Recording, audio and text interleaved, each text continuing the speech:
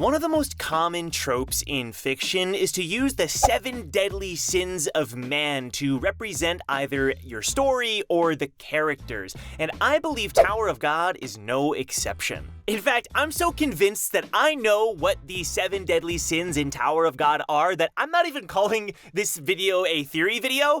It's in my mind a canon example of the 7 deadly sins in Tower of God. Shout out to Amy Angel, my lovely wife, who figured out this theory on her own, actually, over on her stream recently. I give all credit to her. You've got pride, gluttony, wrath, sloth, lust, envy, and greed. Now, are they represented by characters? Are there certain characters in the story? Maybe we got Lara, Lara is sloth. Or is it maybe the 10 family heads and they represent these 7 sins somehow, maybe adding on a few of them?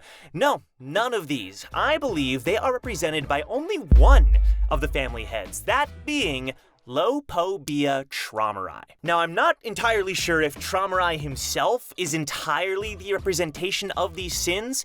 It's instead the 7 creatures that he directly controls. We know that Traumarai has 23 beasts under his command in some way, but there are 7 that he, quote, directly controls, kind of like his 7 most important Shinwei. This, of course, corresponds to the different branches in his family, at least most likely, but that's a whole nother topic. The Shinwei that makes this theory stand in general, the one that kickstarts everything, is the arrogant Kraken, who is sometimes translated in Webtoon as Pride. This is one of the more common creatures that Traumarai commands, and by itself doesn't prove the theory, but there's more. Cobalt is something that is summoned around this time when Traumarai first appears at the nest, and by itself, the name Cobalt doesn't actually make us think of any of these sins until you remember how Cobalt achieved his godhood or deity-ness nature, and that is that he ate a bunch of snakes. I forget how many. Let me look it up. Bro, Cobalt ate 10,000 snakes.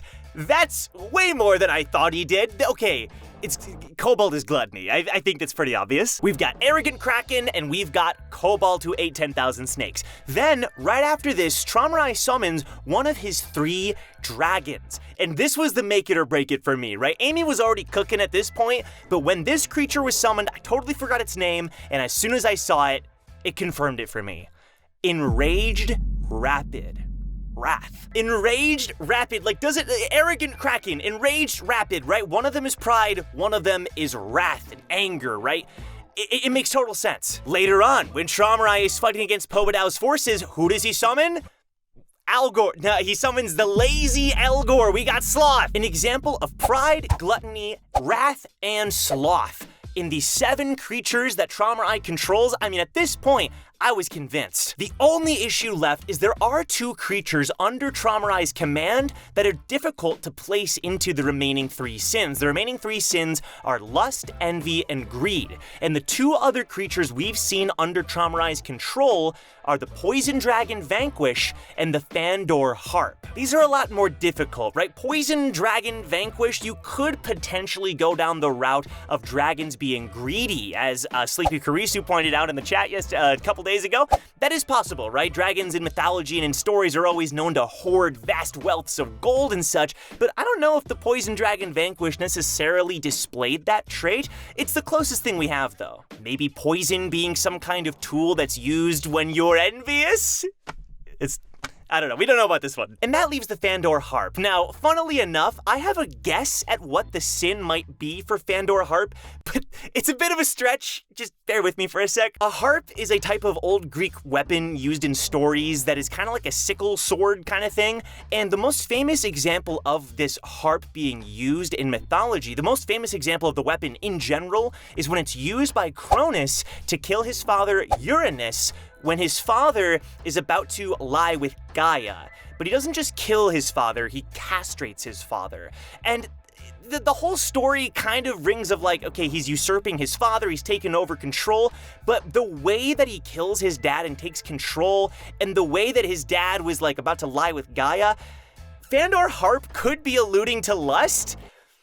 You know, saying it out loud, I'm not sure about that one. Let me know what you think. But overall, we're definitely narrowing it down, right? There are a couple issues here. There's an issue of where Leviathan enters the picture. We know Leviathan he mentioned the 3 dragons, right? Leviathan's connected to traumatized dragons in some way, or at least has knowledge about them. But what I find interesting, and shout out to the Danger Zone from Amy's stream for also kind of, bringing up the Leviathan idea. When you research Leviathan's origins, Leviathan comes from the Bible. And it's sort of alluded that Leviathan could be a demon, at least according to Sebastian Michaelis, who is an old monk who classified demons. Sounds interesting.